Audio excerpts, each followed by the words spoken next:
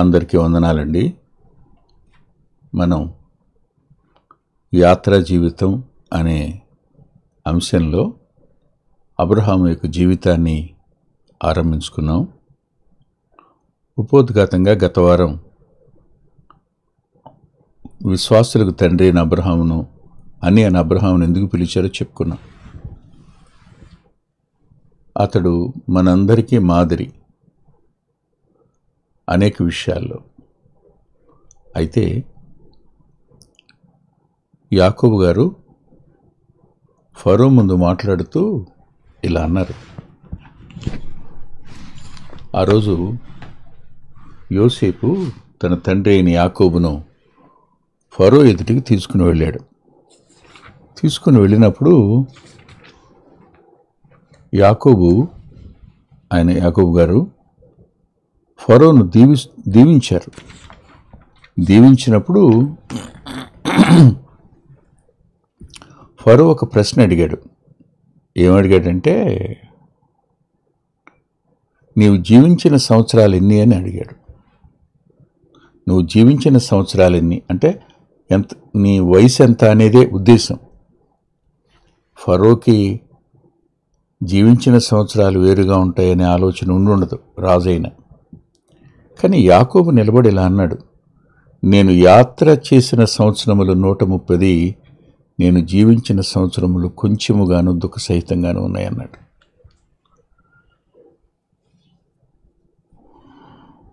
అంటూ అవి నా పితరులు యాత్ర చేసిన దినములలో వారు జీవించిన సంవత్సరములన్నీ కాలేదు అన్నాడు. అంటే ఒక జీవితాన్ని యాత్ర చేసిన జీవితంగా, జీవించిన జీవితంగా విభాగించుకోవచ్చు అనిపించింది. జీవించిన జీవితం ఎంతున్నా అవ్వచ్చు, లేదు ప్రభువుతో జీవించే జీవితం అది కావచ్చు. దాని అంతటికంటే మించి భూమి మీద ఏది అంటకుండా పరలోకం వైపు చూస్తూ నడిచి వెళ్ళే జీవిత ఆరంభం, దాని ముగింపు, ఇది యాత్రకు మధ్యలో ఉన్న సంవత్సరాలు. వాస్తవానికి దేవుడు అబ్రహామును పిలిచాడు. ఎక్కడ పిలిచాడు? మనకు ఆదికాండం 12వ అధ్యాయం 1వ వచనంలో కనపడుతుంది, 11వ అధ్యాయం చివరి వచనాల్లో కనపడతాయి. అదే రీతిగా అపోస్తల కార్యాల గ్రంథం 7వ అధ్యాయంలో కనపడతాయి. అవి మనకు తెలిసిన, అంటే ఫెమిలియర్ వర్సెస్ అవి. అయితే ఆరంభం ఎక్కడ అన్నది మనకు కనిపించేది ఖచ్చితంగా యెహోషువ గ్రంథంలో కనపడతాయి. యెహోషువ గ్రంథం 24వ అధ్యాయంలో ఒక మాట, ఆ వర్తమానంలో అంటే ఆయన ప్రసంగం చేస్తూ ఇలా అంటాడు యెహోషువ గారు. 24వ అధ్యాయం 2వ వచనం, ఇశ్రాయేలు దేవుడని యెహోవా చెప్పినదేమనగా, ఆది కాలము నుండి మీ పితరులు అనగా అబ్రహాముకును నాహోరుకును తండ్రి అయిన కుటుంబీకులు నది యూఫ్రటీస్ అద్దరిని నివసించి, వారు సృష్టికర్తను తెలుసుకున్నవారు కారు. కాబట్టి వారు పూజించిన విధానం వేరుగా ఉంది. అలాంటి సమయంలో, అంటే నది అద్దరిన ఉండగా వారితో ఎవరు మాట్లాడారు? ప్రభువే మాట్లాడారు. అబ్రహాముకి ఏమర్థమై ఉండాలి? ఇప్పటి వరకు దేవుడు ఉన్నాడని కానీ, ఒకవేళ ఉన్నాడు అనే అస్తిత్వాన్ని నమ్మిన కుటుంబంలో నుంచే వచ్చిన దేవుడు మాట్లాడతాడనే కానీ అతనికి తెలియదు. దేవుడు సజీవుడు అనే ఆలోచన బహుశా వచ్చుండదు. కానీ ఒకరోజు అతడు ఒక స్వరం విన్నాడు. దేవుని వాక్యం, దేవుని స్వరం వినపడి అబ్రహమాని పిలిస్తే ఆశ్చర్యపోయి ఉంటాడు కదూ. దేవుడు మాట్లాడతాడా? అంతే. ఏమనిపించింది? ఇదే మాట మనకు హెబ్రీ గ్రంథకర్త రాస్తూ ఇలా అంటాడు. దయచేసి మీరు హెబ్రీ పత్రిక 11వ అధ్యాయం దగ్గరికి రండి. ఏమని రాశాడంటే 8వ వచనం, అబ్రహాము పిలువబడినప్పుడు అన్నాడు. అబ్రహామును దేవుడు పిలిచాడు. పిలవడం అనే మాట సంబోధించిన పేరు. అబ్రహామా అని పిలిచాడు. ఎవరూ కనిపించరు, అదృశ్యుడు. నేను ఏం చెప్పాడు ఆయన నాకు తెలియదు, ఏం చెప్పారు. నేనే దేవుణ్ణయ్యా అన్నారేమో. నేను చూపించబోయే దేశానికి నువ్వు రా అన్నారు కదూ. అదే మాట రాస్తాడు చూడండి. అబ్రహాము పిలువబడినప్పుడు విశ్వాసమును బట్టి ఆ పిలుపునకు లోబడి, వినుట ద్వారా విశ్వాసం కలుగుతుంది అన్నది యాత్రకు మొదటి మెట్టు. ఒకని అంతరంగంలో విశ్వాసం జనిస్తే అబ్రహాములో విశ్వాసం కలగడానికి ఎవరు కారకులో, నా జీవితాల్లో విశ్వాసం కలగడానికి కూడా వారే కారకులు. అందుకనే పౌలు భక్తుడు రాస్తూ అంటాడు, వినుట ద్వారా విశ్వాసం కలుగును అన్నాడు. అబ్రహాము దేవుని స్వరం విన్నాడు, విశ్వాసం కలిగింది. విశ్వాసం ఎలా కలుగుతుంది? కొరింథీ పత్రిక 11వ అధ్యాయంలో 12వ అధ్యాయంలో ఆత్మ ద్వారా విశ్వాసం అని రాసి ఉంటుంది. అక్కడ పరిశుద్ధాత్మ దేవుని కార్యం వింటున్నప్పుడు మన అంతరంగంలో జరగడానికి మనం చోటిస్తే విశ్వాసం మనలో ఆత్మ ద్వారా జరుగుతుంది. అక్కడ మన జీవిత ఆరంభం, ఒక నూతన మలుపు. అప్పటి వరకు జీవించిన జీవితం గతం, అది చీకటికి సంబంధించింది, దేవునికి విరోధమైంది, పాపానికి చెందింది, లోకానికి చెందింది, పాప దాసత్వానికి సంబంధించింది, అపవాది యొక్క అధికారం క్రింద ఉన్నది. కానీ ఎప్పుడు విశ్వాసం ఉంచామో మనం అపవాది చేతుల్లోంచి దాటిపోయాం, పాప బానిసత్వం నుంచి విడిపించబడ్డాం. ఇది ఓ నూతన మలుపు, యాత్రా జీవితానికి ఆరంభం. అయితే నేను ఇక్కడ 2 మాటలు మీతో చెప్పాలనుకుంటున్నాను. నది అద్ధరినా అన్నాడు కదూ. నీవు నీ దేశమును, నీ బంధువులను, నీ తండ్రి ఇంటి వారిని విడిచి అన్నాడు. అది మనకు ఆదికాండంలో కనపడుతుంది, అలాగే అపోస్తల కార్యాల గ్రంథంలో కనపడుతుంది. చూద్దాం తర్వాత. నా మనసుకు వచ్చిన 2 తలంపులు ఏమిటంటే, దాటవలసినవి ఉన్నాయి, విడవలసినవి ఉన్నాయి. నదిని దాటాలి కదూ. నది అద్దరిని ఉంటే పిలిచిన పిలుపుకి ఇద్దరికి రావడానికి దాటవలసింది ఉంది, విడిచిపెట్టవలసింది ఉంది. విశ్వాసం ఒక వ్యక్తిని సమర్థునిగా చేస్తుంది. ఎందుకు అంటే ఆయన ఉండవద్దు, వద్దు అన్న వాటిని విడిచేదిగా ఉంటుంది. వచ్చేయి అన్నప్పుడు అడ్డంకంగా ఉన్న వాటిని దాటవలసి ఉంది. ఈ 2 రక్షించబడిన వ్యక్తి జీవితంలో జరుగుతాయి. ఇది యాత్రా జీవితం. అబ్రహామును దేవుడు పిలిచాడు, ఏర్పరచుకున్నాడు. చాలామంది దీనికి రకరకాల భాష్యాలు చెప్తారు, కానీ నేనైతే నమ్మేది ఒకటి. కృప చొప్పునే మనం రక్షించబడ్డాం, కాదనను. అయితే ఆయన కొద్ది మందిని ఏర్పరచుకుని మిగతా వాటిని ఏర్పరచుకోలేదు అనే ఆలోచన వద్ద మాత్రం దేవుడు పక్షపాతి అనే ఒక మాటను మనం ఉనికిలోనికి తెస్తున్నట్టు భావం కలుగుతుంది, బాధ కలుగుతుంది. అంతటా అందరూ మారు మనసు పొందాలి అన్న ఆయన అందరి కోసం ప్రాణం పెడుతున్నవాడు ఎందుకు కొందరిని ఏర్పరచుకుని కొందరు వదిలేశారు? అది కానే కాదు. జ్ఞాపకం పెట్టుకోండి, రోమపత్రిక 8వ అధ్యాయం 28వ వచనం ఏం చెప్తుంది? ఆయన ప్రేమించు వారికి, అనగా ఆయన సంకల్పం చొప్పున పిలువబడిన వారికి అని. దేవుని ప్రేమ అర్థమైనప్పుడు ప్రేమించకుండా ఉండలేడు. అతడు ప్రేమించినప్పుడు ఆయన సంకల్పంలోకి వస్తాడు, అంతే. ఇది మొదటి జవాబు. రెండవ జవాబు, నీకు అన్నీ కనపడుతున్నాయి, ఆరంభం నుంచి అంతవరకు కనపడుతున్నాయి. అవకాశాలు ఇచ్చినా దుర్వినియోగం చేసుకుని పాడైపోవటం కనిపించింది. రక్షించబడడానికి ఇచ్చిన ఎన్ని అవకాశాలైనా సరే తోసేసుకుని నిత్య నాశనానికి వెళ్ళిపోతున్న వ్యక్తి కనపడుతున్నాడు. ప్రభు కళ్లకు సమస్తం తేటగా కనపడుతున్నాయి కాలాలన్నీ.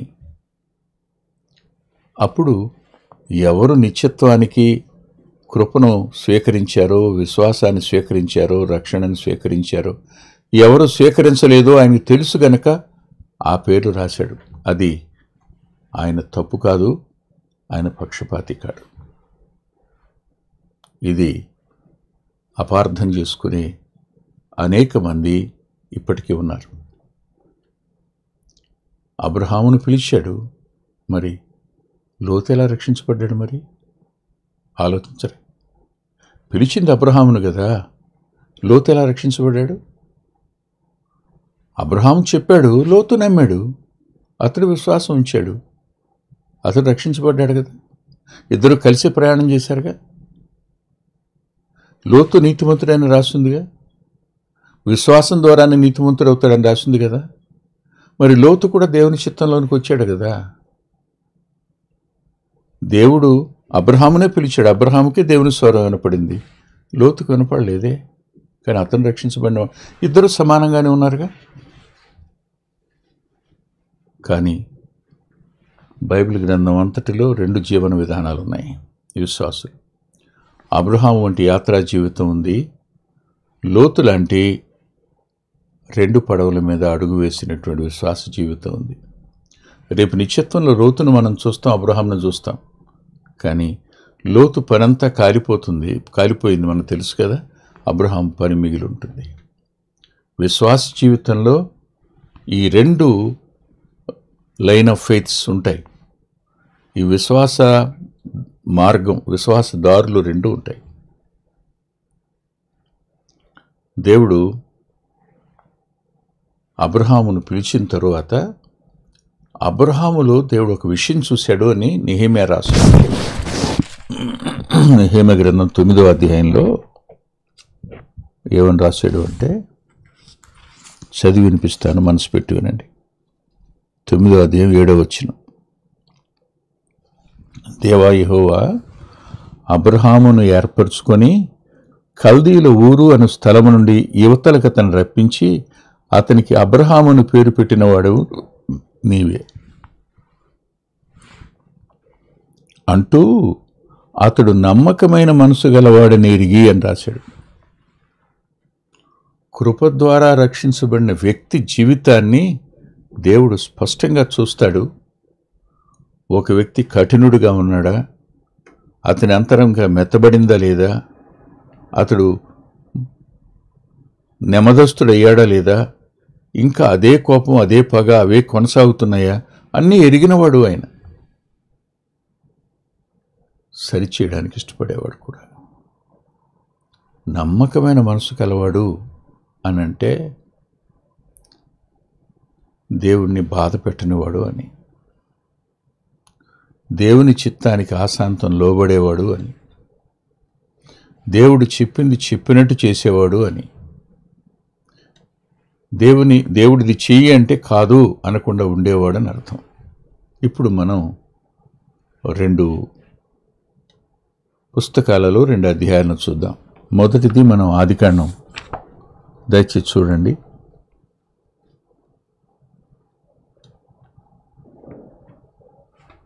ఆదికాండం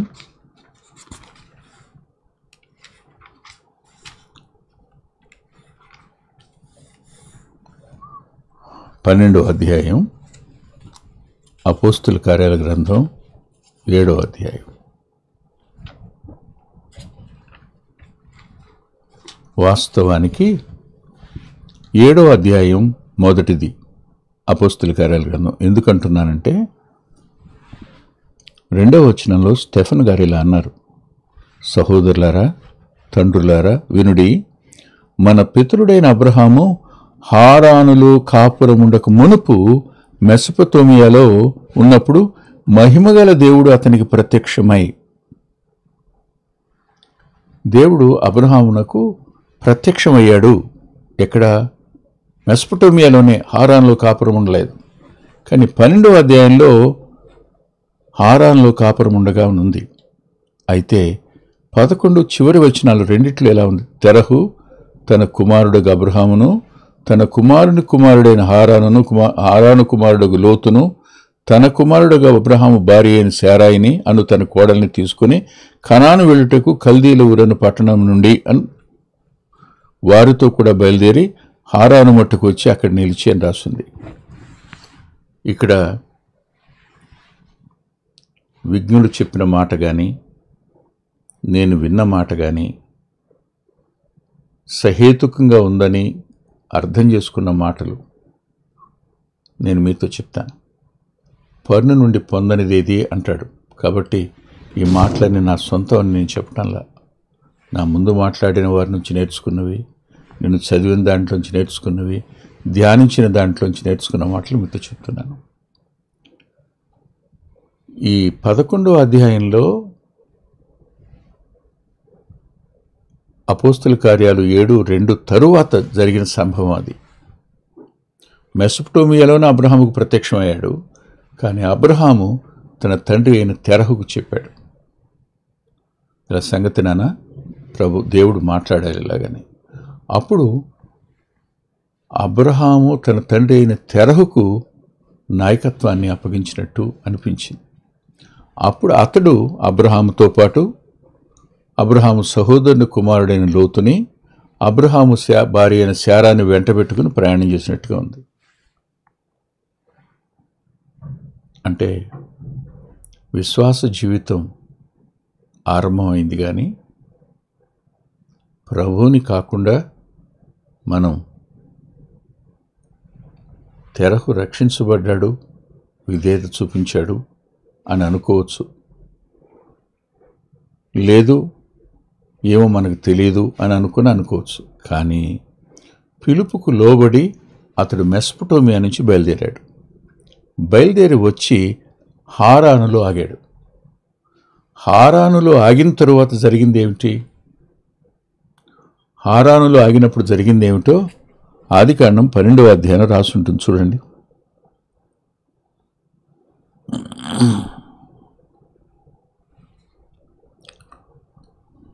12వ అధ్యాయంలో 5వ వచనం, అబ్రహాము తన భార్య అయిన శారాయిని, తన సహోదరుని కుమారుని లోతును హారానులో తానును వారును ఆర్జించిన యావదాస్తిని. హారానుకు వచ్చి ఆగిన తరువాత ఆస్తి ఆర్జించటం అనేది జరిగింది. లోతు అబ్రహాములు ప్రారంభంలోనూ ఆస్తి గలవారే. వారు సమస్తాన్ని వెంట పెట్టుకునే కుటుంబాన్ని వదిలిపెట్టేశారు, వచ్చారు. అంటే ఆ దేశాన్ని వదిలేశారు, మిగిలిన వారిని విడిచిపెట్టి తన కుటుంబంతో బయలుదేరారు. కానీ ప్రభు చెప్పింది ఏమిటి? నువ్వు బయలుదేరు అని అన్నప్పుడు ఏమన్నారైనా, నీ దేశమును నీ స్వజనమును విడిచిపెట్టి అన్నాడు. స్వజనం అంటే సొంత వాళ్ళని వదిలేయని. ఇప్పుడు సొంత వాళ్ళు ఎవరున్నారు? ఇప్పుడు ప్రభు నమ్ముకోకపోతే తండ్రి కూడా సొంతవాడు కాదు కదా. అన్న పిల్లలైనా తమ్ముని పిల్లలైనా సొంతవాళ్ళు కారు కదా, అవుతారు. తండ్రిని వెంట పెట్టుకుని వచ్చాడు. అందుకని తెరహు అనే మాటకు ఆలస్యం అని అర్థం. యాత్రా జీవితం ఆలస్యం అవడానికి బహుశా నేను ఇలా అంటాను, మన మోమాటం కారణం కావచ్చు. పెద్దవారు కదా, వాళ్ళ మాట వినాలి కదా, వాళ్ళకి అప్పగించుకోవాలి కదా, నాన్న కదా, ఇలాంటి ఆలోచన ఏదైనా వచ్చిందేమో నాకు తెలీదు. పరలోకంలో నుంచి అబ్రహాం గారు వింటున్నారు, రేపొద్దున వీళ్ళు ఆయన ముఖం చూడాల్సి ఉంది, కాబట్టి నేను తొందరపడి మాట్లాడడం లేదు. కానీ ఇప్పుడు తెరహు ముందున్నాడు, తర్వాత అబ్రహాం ఉన్నాడు, ఆ తర్వాత లోతు ఉన్నాడు, ఆ తర్వాత శారాయి ఉంది. ఇద్దరూ హారానికి వచ్చి ఆగారు. తెరహుతో సహా ఆలస్యమైంది. అక్కడ ఆర్జించారు ఆస్తి. వ్యాపారానికి అనుకూల కేంద్రమైంది కావాలి. దే స్టేట్ దేర్ అని అక్కడ ఆగారు. ఇప్పుడు ప్రభువు రెండవసారి మాట్లాడాడు. ఎప్పుడు చూడండి, 12వ అధ్యాయం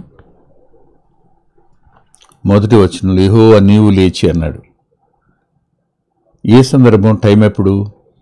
ఆదికాండం 11:32 అంటే ఆఖరి వచనం. తెరహు బ్రతికిన దినములు 205 ఏండ్లు. తెరహు హారానులో మృతి పొందెను అన్నాడు. హారాను వరకు వచ్చి అక్కడ చనిపోయినాడు తెరహు. తెరహు చనిపోయిన తర్వాత దేవుని స్వరం అబ్రహాముకు మరలా ప్రత్యక్షమైంది. మెసొపొటేమియాలో ఉండగా ప్రత్యక్షమైన అదే స్వరం హారానులో ఆగిన తర్వాత ఒక మాట మాట్లాడలే. దేవుని స్వరం లేదు. ప్రయాణమైతే ఆయన స్వరం చొప్పునే జరిగింది. వచ్చి హారాన్లో ఆగారు. అతడు ఆస్తి సమకూర్చుకున్నాడు, సంపాదించారు. సంపాదించడం తప్పు అని నేను అనడంలా. అన్యాయంగా సంపాదిస్తే తప్పు, ఇందులో ఏ సందేహం లేదు. మోసం చేసి కూడబడితే తప్పు, కానీ న్యాయంగా కష్టపడి సంపాదించిన దాంట్లో తప్పేం లేదు. అయినా అందులో ధనాశ వచ్చింది అంటే మరింత ప్రమాదం ఉంటుంది యాత్రా జీవితానికి. మర్చిపోకండి. ఇక్కడికి వద్దాం. తెరహు చనిపోయాడు. అప్పుడు మరలా రెండవసారి దేవుని స్వరం వినపడింది. స్వరం వినపడినప్పుడు ప్రభు మాట్లాడిన మాట ఈసారి తేడా ఉంది. పిలిచినప్పుడు స్వజనము అన్నాడు, కానీ ఇప్పుడు చూడండి, స్వజనాన్ని 2 భాగాలు చేశాడు. 12వ అధ్యాయం 1వ వచనం. నీవు లేచి నీ దేశము నుండి, నీ బంధువుల యొద్ద నుండి, నీ తండ్రి ఇంటి నుండి బయలుదేరి అన్నాడు. ఇక్కడ తండ్రి తోడుగానే ఉన్నాడు. చనిపోయాడు కదా, అప్పటి వరకు తండ్రి లేదు. చాలాసార్లు కొంతమంది అడుగుతారు, మీ నాన్నగారు నీ దగ్గరే ఉంటున్నారా, మీ అమ్మగారు మీ దగ్గరే ఉంటున్నారా, మీ ఇంట్లోనే ఉంటున్నారా అని. మాట భలే బాధేస్తుంది. ఒక ఆయన నన్ను అడిగాడు ఇదే మాట, అమ్మ మీ దగ్గరే ఉంటుందా బ్రదర్ అని, మీ ఇంట్లోనే ఉంటుంది బ్రదర్ అని. నేనన్నాను, లేదు బ్రదర్, నేనే మా అమ్మ ఇంట్లో ఉంటున్నాను. ఎందుకని? పెద్దవాళ్ళు బ్రతుకున్నంత వరకు ఇల్లు వాళ్ళదే, ఆ తర్వాత మనది. తెరహు బ్రతుకున్నంత వరకు అది ఇల్లేది, తండ్రి ఇల్లే. అందుకు ఆ మాట పలికాడు ఆయన. ఇప్పటి వరకు నువ్వు తండ్రి ఇంటిని విడిచిపెట్టలేదు కదా, ఇప్పుడు వదిలిపెట్టు అన్నాడు. అంటే యాత్రా జీవితంలో మీరు నాగరికతను దాటొచ్చారు, అంటే సంస్కృతిని దాటొచ్చారు. అక్కడ ఉన్న ఆచారాలను దాటి వచ్చారు. అక్కడ పరిగణనలో ఉన్న భావజాలాన్ని దాటి వచ్చారు. అక్కడ ఉన్న దేవుని గురించి ఉన్న ప్రీ ఆక్యుపైడ్ థాట్, ముందుగా ఏర్పరచుకున్న ఆలోచన లేకపోతే స్థిరపరచబడిన తలంపుల నుంచి దాటి వచ్చారు. కానీ విడిచిపెట్టవలసింది ఇంకా ఉంది అని దేవుడు అబ్రహాముతో మాట్లాడాడు. మాట్లాడడం మాత్రమే కాదు, అప్పుడు నేను గొప్ప జనంగా చేసి నేను ఆశీర్వదిస్తాను, నీ నామాన్ని గొప్ప చేస్తాను, నువ్వు ఆశీర్వాదకరంగా ఉంటావు అంటూ, నిన్ను ఆశీర్వదించిన వారిని ఆశీర్వదిస్తాను, నిన్ను దూషించిన వారిని శపిస్తాను, భూమి యొక్క సమస్త వంశంలో నీ యందు ఆశీర్వదించబడని అబ్రహాముతో చెప్పాడు.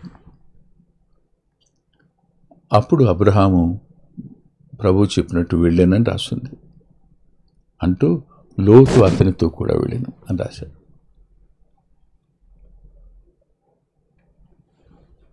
స్వజనాన్ని తండ్రి ఇల్లు అని విడదీసినవాడు నీ బంధువుల యొద్ద నుండి కూడా అన్నాడు.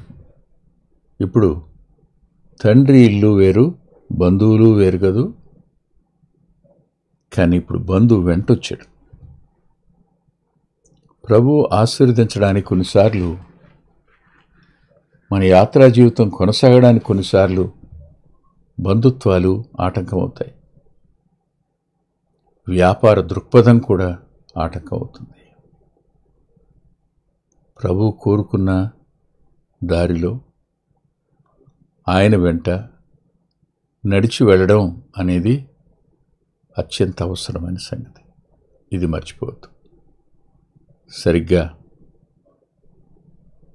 లోతు అతనితో కూడా వెళ్ళాడని రాసింది. అయితే యావదాస్తిని తీసుకుని బయలుదేరొచ్చారు. వచ్చిన తర్వాత 7వ వచనంలో ప్రభు మరలా ప్రత్యక్షం అయ్యి, అబ్రహామునకు నీ సంతానమునకు ఈ దేశం ఇచ్చునని చెప్పగా అతడు తనకు ప్రత్యక్షమైన యెహోవాకు ఒక బలిపీఠం కట్టెను అన్నాడు. ఇది ప్రభు ప్రత్యక్షమైన మూడోసారి ప్రత్యక్షమై ఈ దేశాన్ని నీ సంతానానికి ఇస్తాను అన్నాడు. నీకు ఒక దేశాన్ని ఇస్తాను అన్నవాడు నీ సంతానానికి ఇస్తాను అన్నాడు. మీరు ఆలోచించండి. ఎందుకు ఈ మాటలు చెప్తున్నాను అంటే, అపోస్తుల కార్యాల గ్రంథం 7వ అధ్యాయంలో 5వ వచనం దీనికి వ్యాఖ్యానాన్ని స్టెఫెన్ గారు చెప్తున్నారు. అదేమిటంటే,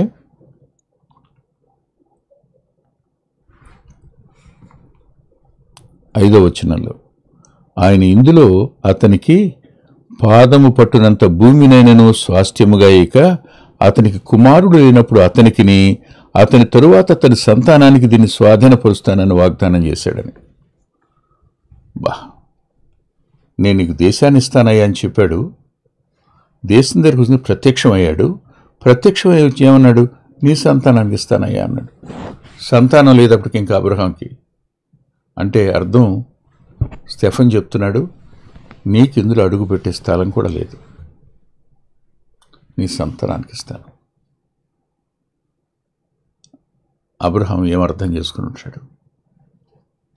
దాటి వచ్చాడు, విడిచి వచ్చాడు, కొంతమేర విడిచి వచ్చాడు. దేశంలోకి వచ్చాక పిల్లలు లేరు, కానీ ఇది నీకివ్వడం లేదు, అడుగుపెట్టే చోటు కూడా నీకు ఇవ్వను, ఇది నీకు పుట్టిన వాళ్ళకి ఇస్తాను అన్నాడు అనుకోండి. యాత్రా జీవితంలో మన అంచనాలు మనం డిసప్పాయింట్ అవ్వడానికి కారణం కావచ్చు. అంచనాలను విడిచిపెట్టి ప్రభువుకు నమ్మకంగా అప్పగించుకోవడం అనేది అత్యంత అవసరమైన సంగతి యాత్రా జీవితంలో. పాదము పట్టునంత స్థలం కూడా ఇవ్వకుండా నీ సంతానానికి ఇస్తాను అన్నాడు అని స్టెఫెన్ గారు వ్యాఖ్యానించకపోతే ఆ వచనం వెనకింత భావం ఉందని మనకు తెలియదు. ఆత్మచేత నింపబడిన వాడై అతడు చేసిన ప్రసంగంలో యాత్రా జీవితానికి అత్యంత అవసరమైన అనేక సంగతులు స్టెఫెన్ నోటి వెంట కొత్త నిబంధనలో మనకు రాసించి ఉంచాడు ప్రభు ఆత్మ ద్వారా. కానీ అబ్రహాం డిసప్పాయింట్ అవ్వాలా, నిరాశపడాలి. కొన్నిసార్లు దేవుడు వాగ్దానం చేసింది పిల్లల్ని, ఆలస్యమైంది, అయినా నిరాశపడ్డా. దేశం ఇస్తానన్నాడు, శారా నిరాశపడింది. దేశం ఇస్తానన్నాడు, దేశం దగ్గరికి తెచ్చిన తర్వాత నీకు కాదు నీ సంతానానికి ఇస్తానన్నాడు, అయినా నిరాశపడ్డా. అంటే యాత్రా జీవితాన్ని అటు ఇటు కుదిపేసేటువంటివి కొన్నిసార్లు దేవుడు మనతో మాట్లాడిన మాటలు నీకు కాదు అని చెప్పడం నిరాశ కారణమవుతాయి. ఇంత దూరం ప్రయాణం చేసి వచ్చాను నేను, ఈ దేశాన్ని చూశాను, ఇది మంచి దేశం కదా, ఈ దేశంలో నాకు అడుగు పెట్టేంత స్థలం కూడా ఇవ్వకుండా నా సంతానానికి ఇస్తానంటున్నాడు ఏమిటినా అని అనుకోలే. ఎందుకు? అబ్రహాముకు ఒక విషయం తెలుసు. ఆ విషయం ఏమిటి అనంటే, చూడండి మీరు 3వ వచనం, ఆదికాండం 12:3, భూమి యొక్క సమస్త వంశములు నీ యందు ఆశీర్వదించబడును. అంటే దేవుడు నన్ను ఏర్పరచుకున్నది కేవలం నా కోసం కాదనమాట, నా సంతానం కోసం కాదనమాట, మొత్తం భూమి మీద ఉన్న వంశాలన్నింటి కోసం. ఈ మాట నిజంగా ఎంత గొప్ప మాటో ఇప్పుడు నేను ఆలోచించారా? అంటే దేవుని ఎరగకుండా నీలాగా మిగిలిపోయి ఎవరైతే తన ఇష్టానుసారంగా జీవిస్తున్నారో అలాంటి వారికి నీ నుండి నేను ఆశీర్వాదాన్ని పంపుతానయ్యా, నీ నుండి వారికి నేను సువార్తను పంపుతానయ్యా అని ప్రభు చెప్పటం కదా వాస్తవం. అది మర్చిపోకుండా సంగతి ఏమిటంటే, దీనికి వ్యాఖ్యానం పౌలు గారు చేస్తూ గలతీ పత్రిక 3వ అధ్యాయంలో ఇలా అన్నారు. అది 8వ వచనం. దేవుడు విశ్వాస మూలముగా అన్యజనులను నీతిమంతులుగా తీర్చునని లేఖనం ముందుగా చూచి నీ యందు అన్యజనులందరూ ఆశీర్వదించబడుదురని అబ్రహామునకు సువార్తను ముందుగా ప్రకటించిన అన్నాడు. యాత్రా జీవితానికి ఉన్న లక్ష్యం ఏమిటంటే, నీ ద్వారా అనేకులు సువార్త విని పరలోకానికి వారసులు అవ్వాలని. ఇది యాత్రా జీవితం యొక్క లక్ష్యం. అబ్రహాముకి సంగతి తెలుసు, కానీ మనమే ఇంకా సంగతి తెలుసుకోలేదు. తల్ల వంచుని ప్రార్థన చేసుకున్నాం. దయగలిగిన మా గొప్ప తండ్రి, కృపగలిగిన మా దేవ, మరోమారు మేము ఈ లేఖనాన్ని అధ్యయనం చేయడానికి సాయం చేశారు. వందనాలు చెల్లిస్తున్నాను. మా తండ్రి, చెల్లి ఇందిరను, ఇచ్చిన పిల్లలను మీరు ఆదరించండి. ప్రత్యేకంగా సుశేఖర్ గారిని మీరు పిలుచుకున్నారు. ఆ ఇంటికి సమస్తం మీరే కార్యాలను జరగనిమ్మని విజ్ఞాపన చేస్తున్నాను. ఈ రోజున రవితోనూ, ప్రభుతోనూ, శ్యామ్తోనూ కలిసి రికార్డింగ్లో ఉండడానికి కార్యం చేశారు. వారి భవిష్యత్తు నీ చేతులకు అప్పగించుకుంటున్నాను. సాలినంతటి కృపనిచ్చి ఉన్నతమైన స్థానంలో వారిని ఉంచండి. ఆరోగ్యాలకు క్షేమాన్ని ఇవ్వండి. భవిష్యత్తును దీవెనగా మార్చండి. దీర్ఘాయుష్నివ్వండి. తిరిగి ముందున పని చేయడానికి నీ దాసునికి అవసరమైన కృపనిమ్మని యేసుక్రీస్తు ప్రభువారి పేరిట ప్రార్థిస్తున్నాం తండ్రి. ఆమేన్. ప్రభుచిత్తమైతే మరల తిరిగి ఆదివారం ఉదయం 9:30 గంటలకు లైవ్లో కలుసుకుందాం.